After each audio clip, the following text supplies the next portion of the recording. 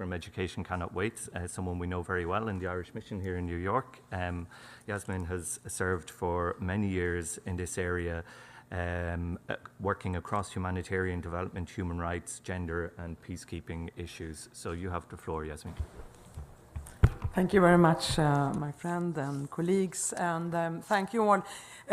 First of all, I would like to congratulate, of course, Nigeria and the 58 member states, Ireland being one of them, and Singapore and Qatar, and I don't want to forget anyone. Help me. I'll give you a list. Norway, of course, another of our close friends, and we have them all here. Yeah, I think I mentioned everyone. To take forward the resolution for the new International Day on Education, because it keeps serving as a reminder that we have not fulfilled our commitments and obligations. And you mentioned the establishment of the United Nations in 1945.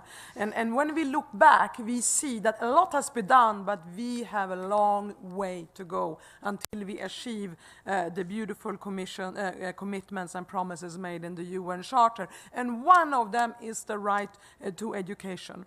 Now, I speak for children and young people in emergencies and protracted crisis. And in 2010, that was mentioned by my colleague, the ambassador from Qatar, we had the General Assembly resolution on education in emergencies. And looking back, almost a decade later, we are faced with the fact and the reality there are 75 million children and young people who today in Afghanistan, in Syria, in the Rohingyas, in the camps in Bangladesh, on the Greek islands, and I was there just a few months ago and saw these children and young people living in cardboard boxes, squeezed on top of each other in the reception centers on the shores of Europe.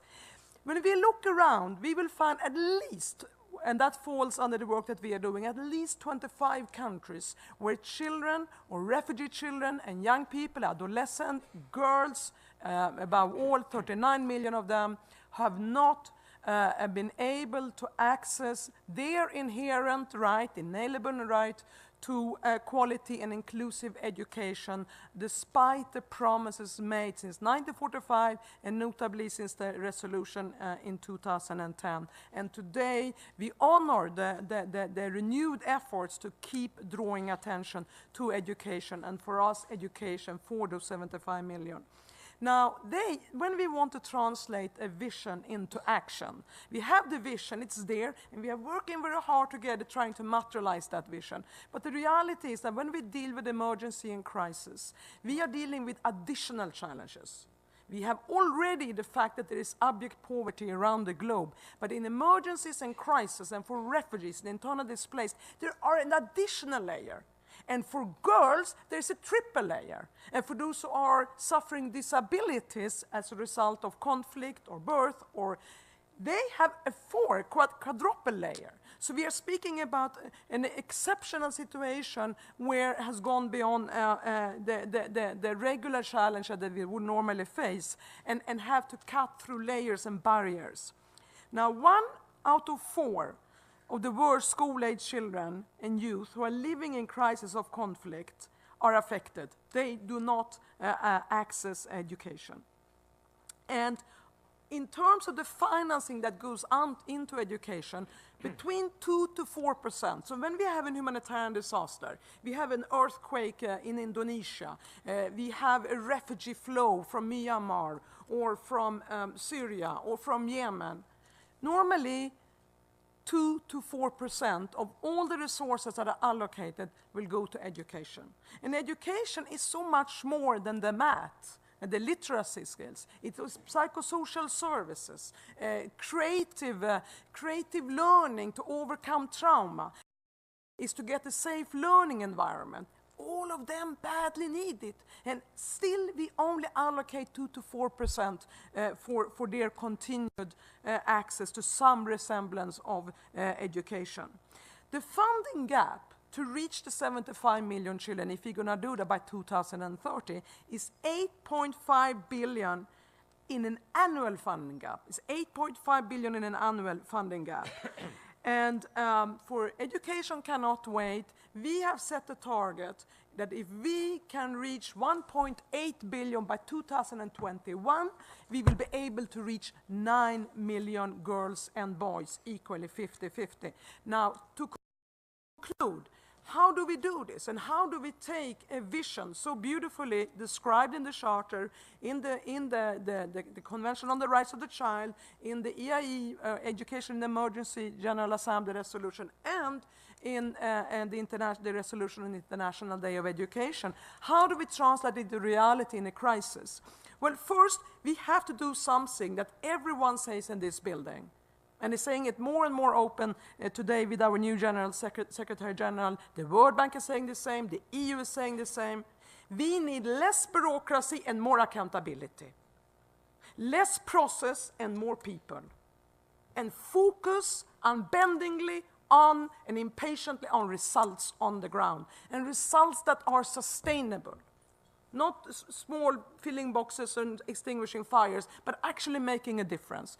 And that's why Education Cannot Wait works together with the humanitarian community to be able to respond to the immediate needs when there is an influx, an outbreak of a disaster, and the development actors, so that we can lay the building blocks for medium and long-term systemic changes and achieve actual learning outcomes through multi-year programs. And we work with partners like UNICEF, UNESCO, UNHCR, Save the Children.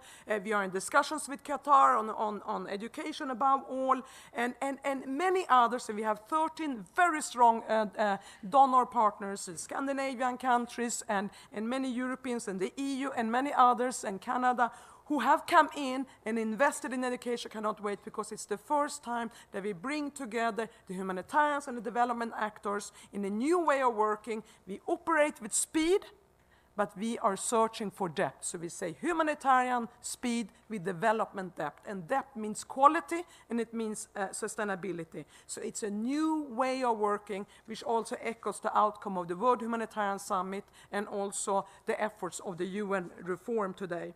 And we look forward, of course, to more partners, governments, private sector, civil society, teacher associations, and many others.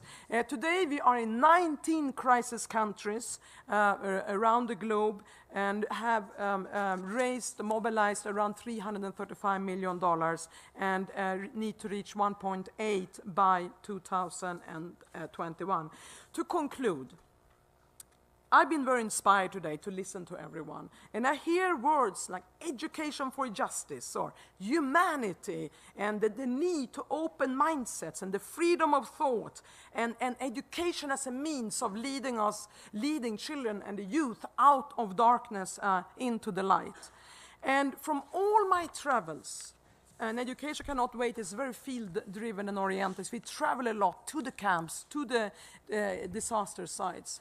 And I see these young people, I see the young girls who are exposed to sexual violence and trafficking, the young orphan boys who have two options in life, to become productive or destructive, sitting in those cramped camps, having lost their families. And when I talk with them, and I see their thinking and their mindset, I see very resilient people, very strong people who have overcome enormous difficulties.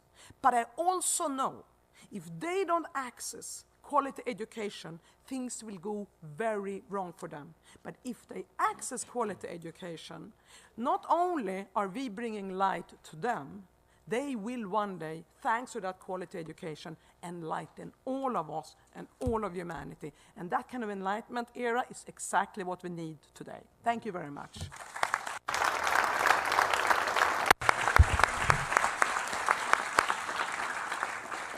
Thank you, Yasmine. And that the access to education in emergencies and crisis situations is one of the biggest challenges we face. And you painted that picture very vividly. The figure of 75 million is really striking, and when you think of the long-term implications of that. But as you say, now we need to be looking at focusing on results and actions and trying to address this, as I think was said in the earlier panel as well.